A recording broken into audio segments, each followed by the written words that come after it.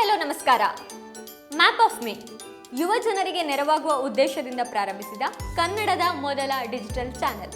ವಿದ್ಯಾರ್ಥಿಗಳಿಗೆ ಯಾವ ಕೋರ್ಸ್ ಆಯ್ಕೆ ಮಾಡಿಕೊಂಡು ಭವಿಷ್ಯ ರೂಪಿಸಿಕೊಳ್ಳಬೇಕು ಎಂಬುದರ ಬಗ್ಗೆ, ವಿದ್ಯಾಭ್ಯಾಸವನ್ನು ಮುಗಿಸಿರುವ ಯುವಕರಿಗೆ ಉದ್ಯೋಗವನ್ನು ಪಡೆಯಲು ಮತ್ತು ಹೊಸ ಉದ್ಯಮವನ್ನು ಪ್ರಾರಂಭಿಸಲು ಬೇಕಾದ ಸಮಗ್ರ ಮಾಹಿತಿಯನ್ನು ಈ ಚಾನೆಲ್ ನಿಮಗೆ ತಿಳಿಸಿಕೊಡಲಿದೆ. ಇವುಗಳಿಗೆ ಅಗತ್ಯವಾದ ಕೌಶಲ್ಯಗಳನ್ನು ಯುವ ಜನತೆಗೆ ಕಲಿಸುವುದಕ್ಕೆ ಈ ಚಾನೆಲ್ ಸಹಾಯ ಮಾಡಿಕೊಡುತ್ತೆ. ಯುವತಿಯರ ವಿದ್ಯಾಭ್ಯಾಸ ಮತ್ತು ಅವರು ಉದ್ಯೋಗವನ್ನು ಪಡೆಯುವುದಕ್ಕೆ ಹಾಗೂ ಹೊಸ ಉದ್ಯಮವನ್ನು ಪ್ರಾರಂಭಿಸುವುದರ ಬಗ್ಗೆ ನಾವು ಹೆಚ್ಚಿನ ಗಮನ ಹರಿಸುತ್ತೇವೆ. ಹಾಗಿದ್ರೆ ಮತ್ತೆ ಆಗ್ತಡ, ಈಗಲೇ ನಮ್ಮ www.mapofme.in ಅನ್ನು ಸಬ್ಸ್ಕ್ರೈಬ್ ಮಾಡಿ. ಇದು ಸಂಪೂರ್ಣ ಉಚಿತವಾಗಿದ್ದು ಪ್ರತಿದಿನ ಹೊಸ ಉದ್ಯಮ ಮತ್ತು ಕೌಶಲ್ಯಗಳ ಬಗ್ಗೆ ಸಮಗ್ರ ಮಾಹಿತಿಯನ್ನು ನೀಡುತ್ತೇವೆ.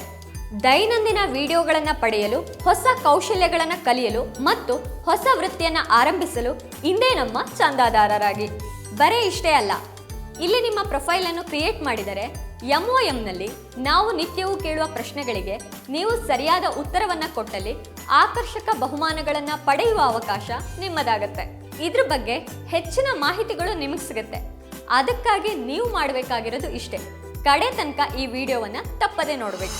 ಮ್ಯಾಪ್ ಆಫ್ ಮಿಯ 26 ಹಂತದ ಸವಾಲಿಗೆ ಸ್ವಾಗತ. ಇಂದು ನಾವು ಈ ಕಲಿಕೆಯ ಪ್ರಕ್ರಿಯೆಯನ್ನು ಅಂತಿಮ ಹಂತದೊಂದಿಗೆ ಪೂರ್ಣಗೊಳಿಸುತ್ತಿದ್ದೇವೆ. ನೀವು ಇಲ್ಲಿಯವರೆಗೆ ಮಾಡಿದ ಯಾವುದೇ ಯೋಜನೆಯಲ್ಲಿ ಕೆಲಸ ಮಾಡುವ ಸಮಯ ಬಂದಿದೆ. ಇಂದಿನಿಂದ ನೀವು ಯಾವುದೇ ಕೆಲಸ ಮಾಡಲು ಅಥವಾ ಉದ್ಯಮಿಯಾಗಲು ಬೇಕಾದ ಎಲ್ಲಾ ಕೌಶಲ್ಯಗಳನ್ನು ಪಡೆದುಕೊಂಡಿದ್ದೀರಿ. ಈಗ ನೀವು ಈ ಎಲ್ಲಾ ವಿಷಯಗಳ ಲಾಭವನ್ನ ಪಡೆಯಬಹುದು. ಈಗ ನೀವು ಒಂದು ಕಾರ್ಯವನ್ನು ಕೈಗೊಳ್ಳಬಹುದು ಮತ್ತು ಆ ಕಾರ್ಯದೆಡೆಗೆ ಒಂದು ಹೊಸ ಯೋಜನೆಯನ್ನು ರೂಪಿಸಿಕೊಳ್ಳಬಹುದು. ಅದು ನಿಮ್ಮ ಜೀವನವನ್ನು ಹೊಸ ಎತ್ತರಕ್ಕೆ ಕೊಂಡೊಯ್ಯುತ್ತದೆ. ಹಾಗಾದರೆ ಬನ್ನಿ ನೋಡೋಣ, ನಿಮ್ಮ ಜೀವನ ಯೋಜನೆಯನ್ನು ನಿಮ್ಮ ಬುಲೆಟ್ ಜರ್ನಲ್ನಲ್ಲಿ ಬರೆಯಿರಿ. ಭಾರತದ 5ನೇ ಮಹಾ ದೊಡ್ಡ ನಗರ, ಜನಸಂಖ್ಯಾ ಗಾತ್ರದಲ್ಲಿ ವಿಶ್ವದಲ್ಲೇ 3ನೇ ಸ್ಥಾನ, ಜಗತ್ತಿನ ಮಾಹಿತಿ ತಂತ್ರಜ್ಞಾನಕ್ಕೆ ಹೆಸರುವಾಸಿ, ಭಾರತದ ಸಿಲಿಕಾನ್ ವ್ಯಾಲಿ, ಸ್ಟಾರ್ಟ್ಅಪ್ ಹಬ್. ಅಬ್ಬಾ, ಎಷ್ಟೆಲ್ಲ ಪ್ರಸಿದ್ಧಿ! ಅವಕಾಶಗಳ ಮಹಾಪುರ, ಯುವ ಜನರ ನೆಚ್ಚಿನ ಕಾರ್ಯಕ್ಷೇತ್ರ. ಯಾವುದು ಅಂತ ಬೇರೆ ಹೇಳ್ಬೇಕಾ? ಇನ್ನೂ ಗೊತ್ತಾಗಿಲ್ವಾ? ಇನ್ಯಾವುದು? ನಮ್ ಬೆಂಗಳೂರು. ನೀವ್ಯಾವಾಗ ಎಂಟ್ರಿ ಕೊಟ್ರಿ? ನೀವು ಬಂದಿದ್ದೇ ಗೊತ್ತಾಗಿಲ್ಲ. ಆದ್ರೆ ನನಗ್ ಗೊತ್ತು, ನೀವು ಹೇಳೇ ಹೇಳ್ತೀರಾ ಅಂತ. ನಮ್ಮ ಮ್ಯಾಪ್ ಆಫ್ ಮಿಯ ಪ್ರತಿಯೊಬ್ಬ ವೀಕ್ಷಕರಿಗೂ ಗೊತ್ತು ನಮ್ಮ ಬೆಂಗಳೂರಿನ ಹಿರಿಮೆ ಏನು ಅಂತ. ಅಫ್ಕೋರ್ಸ್, ಬೆಂಗಳೂರನ್ನ ಹೊಸದಾಗಿ ಪರಿಚಯಿಸುವ ಅಗತ್ಯವೇ ಇಲ್ಲ. ಬೆಂಗಳೂರು ಅಷ್ಟು ಜನರಿಗೆ ಚೆನ್ನಾಗಿ ಗೊತ್ತು. ಯಾವುದೋ ಹಳ್ಳಿ ಮೂಲೆಯಿಂದ ಹಿಡಿದು ಆಫ್ರಿಕೆಯ ಯಾವುದೋ ಸಣ್ಣ ವಟಾರದವರೆಗೂ ಬೆಂಗಳೂರಿನ ಗಾಡಿ ಹತ್ತುವವರೇ.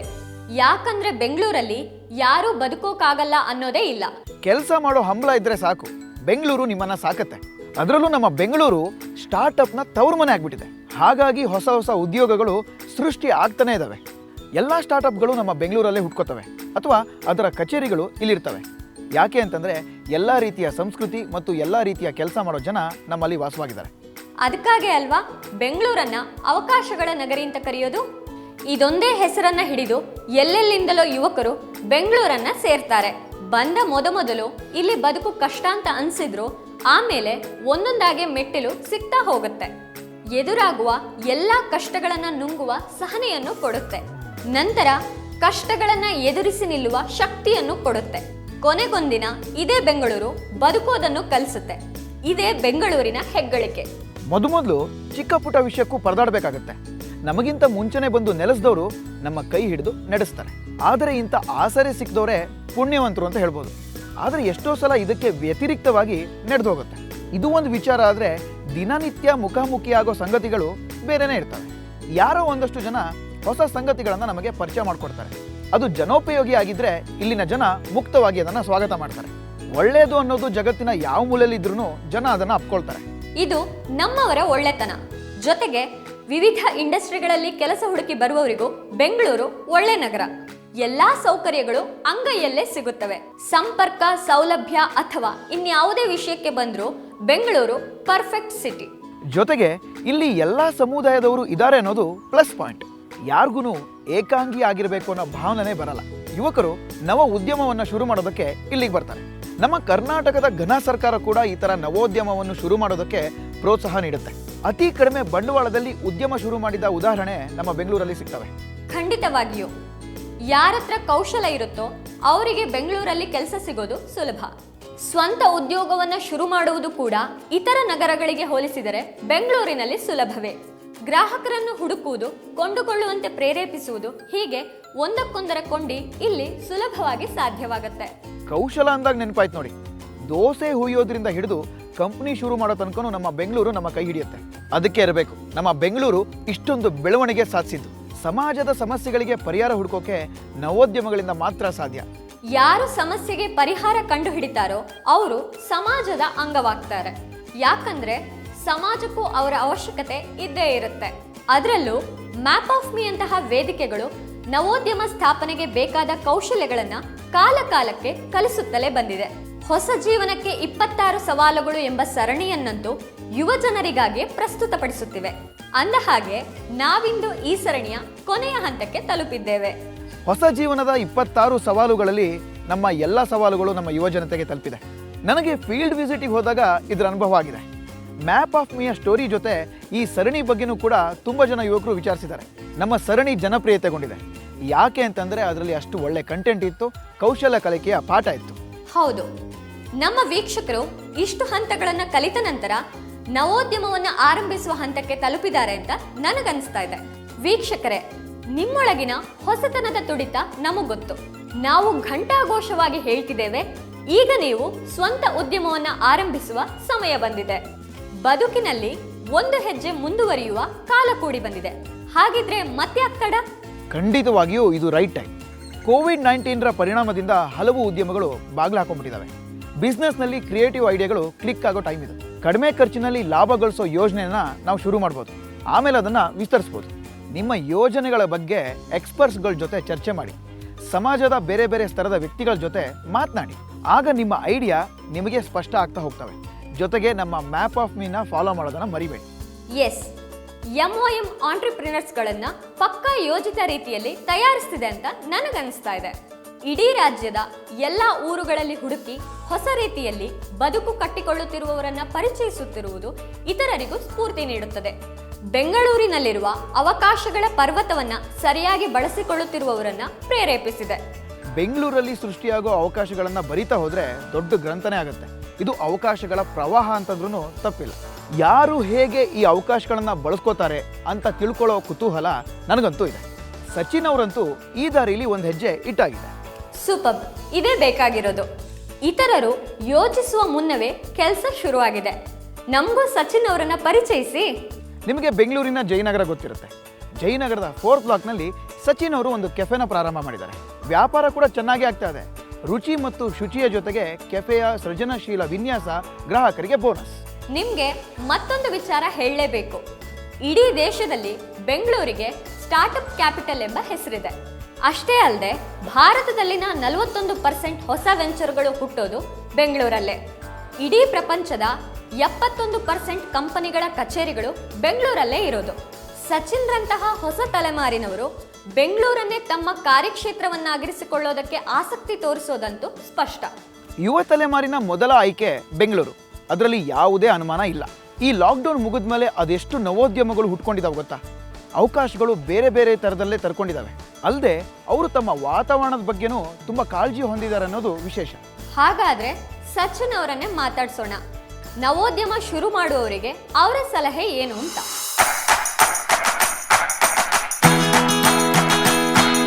ಹಾಯ್, ನನ್ನ ಹೆಸರು ಸಚಿನ್ ಅಂತ. I'm an entrepreneur. I own a cafe which is in 4th block Jayanagar. How do you get to work? How do you go to work and how long does it take? ನಾನು ನನ್ನ ಗಾಡಿಯಲ್ಲಿ ಹೋಗ್ತೀನಿ. ನನ್ನ ಮನೆ ಕೆಫೆಯಿಂದ 5 minutes ದೂರ. I just take my bike. ದಾರಿಯಲ್ಲಿ pollution. ತುಂಬ ಇರುತ್ತೆ. ವೆಹಿಕಲ್ಸಿಂದ ತುಂಬ ಜಾಸ್ತಿ ಪೊಲ್ಯೂಷನ್ ಆಗ್ತಾ ಇರುತ್ತೆ. How do you think you could change the notion of someone being an entrepreneur?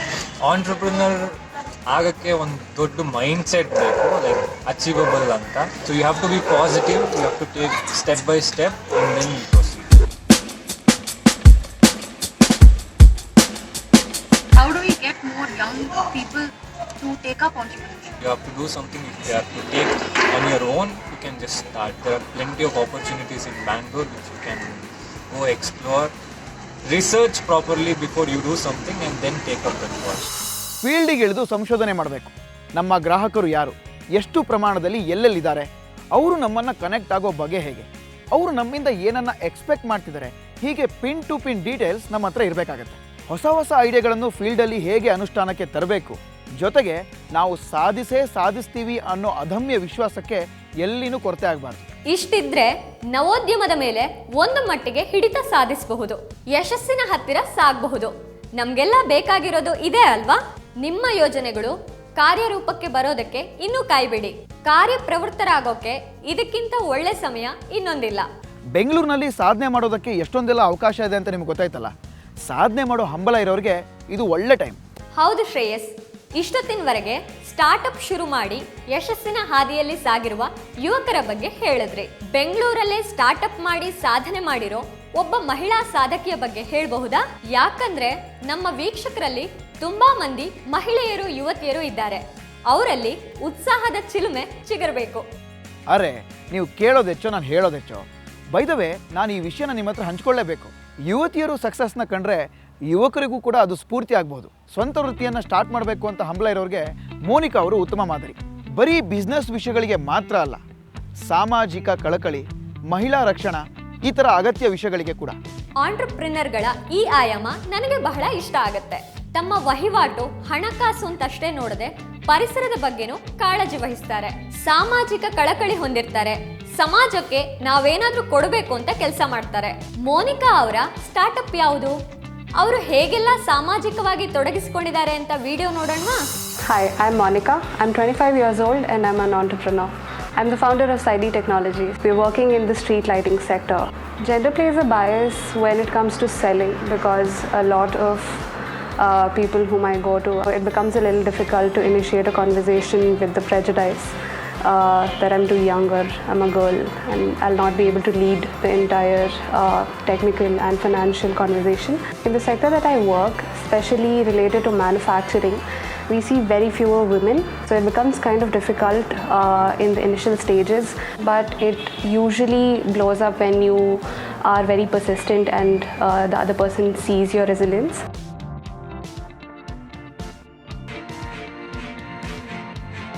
I see this particular company instill a certain amount of confidence in every woman who wants to step out at night and pursue her career and not be scared, and that's one of the bigger visions which we are really focused at achieving. ಸೈಡಿ technology private limited ಎಂಬ ನವೋದ್ಯಮದ ಪ್ರವರ್ತಕಿ ಮೋನಿಕಾ ಅವರು ಬೆಂಗಳೂರು ಮತ್ತು ಸುತ್ತಮುತ್ತಲಿನ ಊರುಗಳಲ್ಲಿ solar ಬಳಕೆಯನ್ನು ಉತ್ತೇಜಿಸುವ ಕೆಲಸ ಇವರ ಸಂಸ್ಥೆ ಮಾಡ್ತಿದೆ.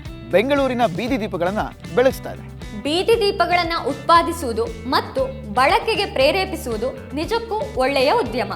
ಸಾಮಾಜಿಕ ಕಳಕಳಿಯು ಇದರಲ್ಲಿ ಇರೋದ್ರಿಂದ ಜನರಿಗೆ ಬೇಗ ಕನೆಕ್ಟ್ ಆಗುತ್ತೆ. ಅಷ್ಟೇ ಅಲ್ಲದೆ ಎಷ್ಟೋ ಬಡವರಿಗೆ, ಜನಸಾಮಾನ್ಯರಿಗೆ, ಮಧ್ಯಮ ವರ್ಗದವರಿಗೆ ಉಪಯೋಗ ಆಗುತ್ತೆ. ಸೋಲಾರ್ ಬೀದಿ ದೀಪಗಳ ಬಳಕೆ ವಿದ್ಯುತ್ ಕೊರತೆಯನ್ನು ಕಡಿಮೆ ಮಾಡ್ತವೆ. ಇದು ಸರ್ಕಾರಕ್ಕೂ ಪ್ರಯೋಜನ ಇದೆ ಹಾಗೂ ಸಾರ್ವಜನಿಕರಿಗೂ ಕೂಡ. ಪರಿಸರ ಸ್ನೇಹಿನೂ ಹೌದು. ಸಾಮಾನ್ಯ ವಿದ್ಯುತ್ ದೀಪಗಳಿಗಿಂತ ಸೋಲಾರ್ ವಿದ್ಯುತ್ ದೀಪವು 60% ವಿದ್ಯುತ್ತನ್ನು ಉಳಿಕೆ ಮಾಡ್ತವೆ. ನೋಡಿ, ಇಂಥ ಉತ್ತಮ ನವೋದ್ಯಮ ಎಂತೆಂಥ ಆಯಾಮದಲ್ಲಿ ನಮ್ಮ ಸಮಾಜವನ್ನು ಕಟ್ಟಬಹುದು ಅಂತ. ಜೊತೆಗೆ ಮೋನಿಕಾ ಝಾ ಅವರ ಮಹಿಳಾ ಕಾಳಜಿ ಇಲ್ಲಿ ವ್ಯಕ್ತ ಆಗುತ್ತೆ. ಕತ್ತಲೆಯಲ್ಲಿ ರಸ್ತೆಯಲ್ಲಿ ನಡೆಯುವ ಯಾವ ಮಹಿಳೆಗೂ ಭಯ ಆಗಬಾರ್ದು ಅನ್ನೋದು ಅವರ ಮುಖ್ಯ ಉದ್ದೇಶ. ನವೋದ್ಯಮದ ಲಕ್ಷಣನೇ ಇದು. ಯಶಸ್ಸಿನ ಜೊತೆಗೆ ಯಾವುದೋ ಒಂದು ಕ್ಷೇತ್ರದ ಕಾಳಜಿ ಮತ್ತು ಬದ್ಧತೆನ ತೋರಿಸೋದು. ಜೊತೆಗೆ ಮೋನಿಕಾ ಅವರು ನವೋದ್ಯಮಕ್ಕೆ ಕಾಲಿಡುವ ಯುವತಿಯರಿಗೆ ಮಾರ್ಗದರ್ಶನದ ಶಕ್ತಿಯಾಗಿ ನಿಂತ್ಕೊಂಡಿದ್ದಾರೆ. ಪುರುಷರೇ ಹೆಚ್ಚಾಗಿ ಹೊಂದಿರುವ ಕ್ಷೇತ್ರದಲ್ಲಿ ಬದಲಾವಣೆಯನ್ನು ತರೋಕೆ ಹೊರಟಿದ್ದಾರೆ ಅವರು. ಮಹಿಳೆಯರು ಹೆಚ್ಚಾಗಿ ನವೋದ್ಯಮವನ್ನು ಪ್ರಾರಂಭ ಮಾಡಬೇಕು, ಯುವತಿಯರು ಹೆಚ್ಚಾಗಿ ಸಕ್ರಿಯಗೊಳ್ಳಬೇಕು ಅನ್ನೋದೇ ಅವರ ಕಾಳಜಿ. ಉದ್ಯಮದಲ್ಲಿ ಬೇಕಾದ ಹೋರಾಟದ ಮನೋಭಾವವನ್ನ ಯುವತಿಯರು ರೂಢಿಸಿಕೊಳ್ಬೇಕು. ಈಗಂತೂ ಯುವತಿಯರು ಏನಾದರೂ ಸಾಧನೆ ಮಾಡೋದಕ್ಕೆ ಹೊರಟ್ರೆ ಪ್ರೋತ್ಸಾಹ ನೀಡುವವರು ಮೊದಲಿಗಿಂತ ಹೆಚ್ಚಾಗಿದ್ದಾರೆ. ಜೊತೆಗೆ ಸರ್ಕಾರ ಸಹ ಸೌಲಭ್ಯಗಳನ್ನು ಒದಗಿಸುತ್ತಿದೆ. ಮೋನಿಕಾ ಅವರ ಆಶಯ ನಿಜ ಆಗಬೇಕು. ಹೆಚ್ಚೆಚ್ಚು ಯುವತಿಯರು ಇದಕ್ಕೆ ಸಕ್ರಿಯರಾಗಬೇಕು. ಈ ಯಶಸ್ಸಿನ ಹಿಂದೆ ಶ್ರಮ ಇರುತ್ತೆ, ಅದು ಎಲ್ರಿಗೂ ಗೊತ್ತಿರೋ ವಿಚಾರ. ಶ್ರಮದ ಜೊತೆಗೆ ಚಾಣಾಕ್ಷತನ ಇರೋ ಮಹಿಳೆಯರು ಈ ಕ್ಷೇತ್ರಕ್ಕೆ ಬರಬೇಕು ಅನ್ನೋದು ಇವ್ರ ವಿಚಾರ. ಮೋನಿಕಾ ಅವರು ಸಾಧಿಸೋಕ್ಕೆ ಹೊರಟಿರುವಂಥ ಬೆಳಕಿನ ಬೀದಿಗಳು ಆದಷ್ಟು ಬೇಗ ಸಂಪೂರ್ಣ ಆಗಬೇಕು. ಎಸ್, ಮ್ಯಾಪ್ ಆಫ್ ಮೀ ಅಂತೂ ಇದು ಸಾಧ್ಯ ಆಗೋದಕ್ಕೆ ಏನ್ ಬೇಕೋ ಆ ಎಲ್ಲ ಸೌಲಭ್ಯಗಳನ್ನು ನೀಡ್ತಾ ಇದೆ. ನಮ್ಮ ವೀಕ್ಷಕರು ಸಾಧಕರ ಸೀಟ್ ಏರೋದು ನಮಗೆ ತುಂಬಾನೇ ಖುಷಿ ಕೊಡುತ್ತೆ. ನಮ್ಮ ಬೆಂಗಳೂರಲ್ಲಿ ಇದೆಲ್ಲವೂ ಸಾಧ್ಯ ಆಗಲಿ. ಈ ಇನಿಷಿಯೇಟಿವ್ ಯಾರು ತಗೋತಾರೆ, ಯಶಸ್ಸನ್ನು ಯಾರು ಕಾಣ್ತಾರೆ ಅನ್ನೋದನ್ನು ಮುಂದಿನ ದಿನಗಳಲ್ಲಿ ನಾವು ನೋಡೋಣ. ಅಲ್ಲಿವರೆಗೂ ಎಲ್ರಿಗೂ ಆಲ್ ದ ಬೆಸ್ಟ್. ವೀಕ್ಷಕರೇ, ಎಷ್ಟೆಲ್ಲ ಸ್ಫೂರ್ತಿದಾಯಕ ಕಥೆಗಳನ್ನ ನಾವಿವತ್ತು ನೋಡಿದ್ವಿ. ಇಲ್ಲಿ ನೀವು ಗಿಫ್ಟ್ ವೋಚರ್ಗಳನ್ನ ಗೆಲ್ಲಬಹುದು ಅಂತ ನಿಮಗೆ ಗೊತ್ತಾ? ಹಾಗಿದ್ರೆ ಮತ್ತಿನ್ಯಾಕ್ ತಡ? ಮೊದಲು ಸೈನ್ ಅಪ್ ಆದ 50 ಜನರು ಮಾತ್ರ ಕೆಫೆ ಕಾಫಿ ಡೇ ಅವರ ವತಿಯಿಂದ ಗಿಫ್ಟ್ ವೋಚರ್ಗಳನ್ನ ಗೆಲ್ಲಬಹುದು. ಮತ್ತು ನಮ್ಮ ವೆಬ್ಸೈಟ್ನಲ್ಲಿ ನಾವು ಕೇಳುವ 2 ಪ್ರಶ್ನೆಗಳಿಗೆ ಸರಿಯಾದ ಉತ್ತರವನ್ನು ನೀಡಿದ ಮೊದಲ 100 ಜನರಲ್ಲಿ ನೀವು ಒಬ್ಬರಾಗಿದ್ರೆ ನೀವು ಕೂಡ ಕೆಫೆ ಕಾಫಿ ಡೇ ಅವರ ವತಿಯಿಂದ ಗಿಫ್ಟ್ ವೋಚರ್ ಅನ್ನ ಗೆಲ್ಲಬಹುದು.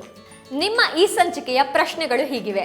ಮೊದಲನೇ ಪ್ರಶ್ನೆ, ಸೇನಾ ಮೆಡಲ್ ಅನ್ನು ಮೊದಲ ಬಾರಿಗೆ ಪಡೆದ ಭಾರತೀಯ ಮಹಿಳೆ ಯಾರು? ಆಯ್ಕೆ 1 ಡಿಕ್ಕಿ ಡೋಲ್ಮಾ, ಆಯ್ಕೆ 2 ಸಂತೋಷ್ ಯಾದವ್, ಆಯ್ಕೆ 3 ಬಿಮ್ಲಾ ದೇವಿ, ಆಯ್ಕೆ 4 ಕಿರಣ್ ದೇವಿ.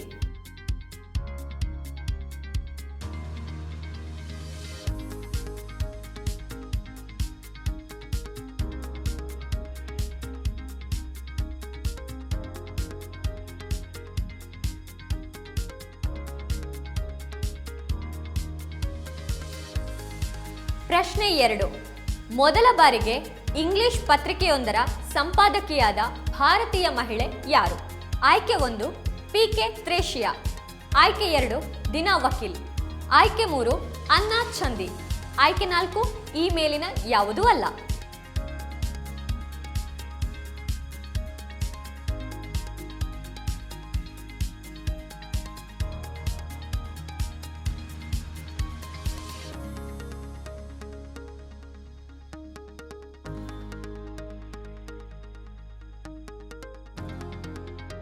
BT ವಿಶ್ಲೇಷಕರಿಂದ ಕರಿಯರ್ ಟಿಪ್ಸ್.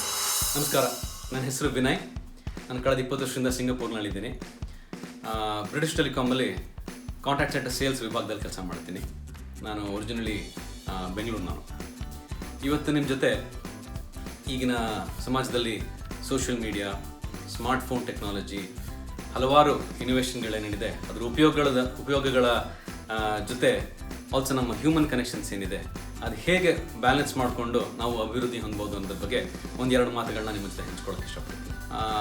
ಕಳೆದ 2-3 ವರ್ಷ ಹಿಂದೆ ನಾನು ಯುರೋಪ್ನಲ್ಲಿ ಟ್ರಾವೆಲ್ ಮಾಡ್ತಿರ್ಬೇಕಂದ್ರೆ ಹಲವಾರು ಕಡೆ ಜಾಗಗಳಿಗೆ ಹೋದಾಗ ಡಿನ್ನರ್ನಲ್ಲಾಗಲಿ ಒಂದು ಪಬ್ಲಿಕ್ ಟ್ರಾನ್ಸ್ಪೋರ್ಟ್ನಲ್ಲಿ ಹೋದಾಗಲಾಗಲಿ ತುಂಬ ಜನಗಳು ಒಬ್ಬರಿಗೊಬ್ಬರು ಮಾತಾಡೋದು, ಇಂಟ್ರ್ಯಾಕ್ಟ್ ಮಾಡೋದು ಭಾಳ ಅಂದರೆ ಭಾಳ ಕಂಡೆ. ಈ ಜನಗಳು ಅವರು ಪರಸ್ಪರ ಒಬ್ಬೊಬ್ರಿಗೆ ಗೊತ್ತಿರೋದಾಗಲೂ ಗೊತ್ತಿಲ್ಲ, ಬಟ್ ಅವ್ರಿಗೆ ಒಬ್ಬರನ್ನ ಪರಿಚಯ ಮಾಡ್ಕೋಬೇಕು, ಹಲೋ ಹೇಳಬೇಕು, ಒಬ್ರಿಗೆ ಹೆಲ್ಪ್ ಮಾಡಬೇಕು ಅನ್ನೋ ಮನೋಭಾವ ತುಂಬ ಇತ್ತು. ನನ್ನ ಎಕ್ಸಾಂಪಲ್ ಹತ್ತಿರಲಿ, ನಾನು ಒಂದು ಕಡೆ ಡೈರೆಕ್ಷನ್ ಬೇಕಿತ್ತು, ಒಬ್ಬರು ಹೆಲ್ಪ್ ಕೇಳಿದೆ. ಅವರು ತುಂಬ ಮುಂದೆ ಬಂದು ನನಗೆ ಹೆಲ್ಪ್ ಮಾಡಿ ಅದೇ ರೀತಿಯಲ್ಲಿ ನನಗೆ ಮುಂದಿನ ಕನೆಕ್ಷನ್ ಕೊಟ್ಟು ಫೇಸ್ಬುಕ್ ಆ್ಯಂಡ್ ಲಿಂಕ್ಡ್ಇನ್ನಲ್ಲಿ ಕನೆಕ್ಟ್ ಆದರು. ಆ್ಯಂಡ್ ಆಮೇಲೆ ನೋಡಿದ್ರೆ he is one of leading chief digital officer in a manufacturing company. ಹಾಗಾಗಿ ನಮ್ಮದು ಪ್ರೊಫೆಷನಲ್ ಕನೆಕ್ಷನ್ ಕೂಡ ಬೆಳೀತು. ಅದೇ ರೀತಿಯಲ್ಲಿ ನಾನು ಬೇರೆ ಕಡೆ ನೋಡಿದಾಗ ಎಷ್ಟೋ ಜನ ನಾವು ಇದೇ ಸೇಮ್ ಡಿನ್ನರ್ ಟೇಬ್ನಲ್ಲಿ ಫ್ಯಾಮಿಲಿ ಓಡಾಡ್ತಿರ್ಬೇಕಂದ್ರೆ, ಏಷ್ಯಾನಲ್ಲಿ ಎಷ್ಟೋ ಕಡೆ ನಾವು ಟ್ರೈನಲ್ಲಿ ಓಡಾಡ್ಬೇಕಂದ್ರೆ ಬರೀ ಫೋನಲ್ಲೇ ಮಗ್ನರಾಗ್ಬಿಟ್ಟಿರ್ತೀವಿ. ಎಷ್ಟೋ ಸಲ ನೋಡ್ತೀರಾ ನೀವು, ಎಷ್ಟೊಂದು ಪಿಕ್ಚರ್ಗಳು ನೋಡಿರ್ತೀರಾ, ಒಂದು ಫ್ಯಾಮಿಲಿ 4 ಜನ ಒಂದು ಡಿನ್ನರ್ ಟೇಬಲ್ ಕೂತ್ಕೊಂಡಿರ್ತಾರೆ, 4 ಜನನೂ ಫೋನಲ್ಲಿರ್ತಾರೆ. ಬಟ್ ಅವ್ರಿಗೆ ತಂದೆ ತಾಯಿ ಜೊತೆ ಮಾತಾಡಬೇಕು, ಅಕ್ಕ ತಂಗಿ ಜೊತೆ ಮಾತಾಡಬೇಕು, ಆ ಮನೋಭಾವ ಹೊಟ್ಟೋಗಿರುತ್ತೆ. ಅದು ಅವ್ರು ತಪ್ಪಲ್ಲ. ಅದೇ ರೀತಿಯಲ್ಲಿ ಫೋನ್ನಲ್ಲಾಗಲಿ ಅಥವಾ ಸೋಷಿಯಲ್ ಮೀಡಿಯಾನಲ್ಲಾಗಲಿ ಅಷ್ಟೊಂದು ಎಕ್ಸೈಟಿಂಗ್ ಆಗಿರೋ ಇನ್ಫಾರ್ಮೇಷನ್ಗಳು, ನ್ಯೂಸ್ಗಳು ಬರ್ತಾ ಇರ್ತವೆ. Importance is to how to balance these two very well and keep those human connections intact. So ಹಾಗಾಗಿ ಆ ಸೋಷಿಯಲ್ ಮೀಡಿಯಾನಲ್ಲಿ ಅದರಲ್ಲಿ ಎಷ್ಟೊಂದು ಉಪಯೋಗಗಳಿದೆ. ಇವಾಗ ನಾವು ಒಂದು ಇನ್ಫಾರ್ಮೇಷನ್ ಹಂಚ್ಕೋಬೇಕಂತಂದರೆ, ಯಾವುದೋ ಕಳೆದೋಗಿರೋ ಕನೆಕ್ಷನ್ನ ಮತ್ತೆ ಡೆವಲಪ್ ಮಾಡ್ಕೋಬೇಕು ಅಂತಂದರೆ, ಮುಂದಿನ ವೃತ್ತಿ ಜೀವನದಲ್ಲಿ ಅಭಿವೃದ್ಧಿ ಹೊಂದೋದಕ್ಕೆ ಲಿಂಕ್ಡ್ಇನ್ ಮೂಲಕ ಕನೆಕ್ಟ್ ಮಾಡ್ಕೋಬೇಕು ಅಂತಂದರೆ, ಎಮರ್ಜೆನ್ಸಿ ಸಿಚುವೇಷನಲ್ಲಿ, ಮಾಸ್ ಮೆಸೇಜ್ ಸಿಚುವೇಷನಲ್ಲಿ ಸೋಷಿಯಲ್ ಮೀಡಿಯಾ, ಈ ಸ್ಮಾರ್ಟ್ಫೋನ್ಗಳು, ಅದ್ರ ಡೇಟಾ ಯೂಸೇಜ್ ಎಲ್ಲ ಭಾಳ ಅಂದರೆ ಭಾಳ ಅನುಕೂಲ ಆಗುತ್ತೆ. ಅದನ್ನು ನಾವು ಕಂಪೇರ್ ಮಾಡೋದಕ್ಕಾಗಲ್ಲ. ಅದೇ ರೀತಿಯಲ್ಲಿ ನಾವು ನಮ್ಮ ತಂದೆ ತಾಯಿಗಳ ಜೊತೆ, ನಮ್ಮ ಪಾರ್ಟ್ನರ್ ಜೊತೆ, ನಮ್ಮ ಫ್ರೆಂಡ್ಸ್ ಜೊತೆ ತುಂಬ ಅಂದರೆ ತುಂಬ ಕ್ಲೋಸ್ ಕನೆಕ್ಷನ್ನ ಡೆವಲಪ್ ಮಾಡ್ಕೊಂಡಿದ್ದೀವಿ. ಈ ಸ್ಮಾರ್ಟ್ಫೋನ್ ಆಗಲಿ, ಈ ಟೆಕ್ನಾಲಜಿ ಯೂಸೇಜು ಅದನ್ನು ಓವರ್ಕಮ್ ಮಾಡಬಾರ್ದು.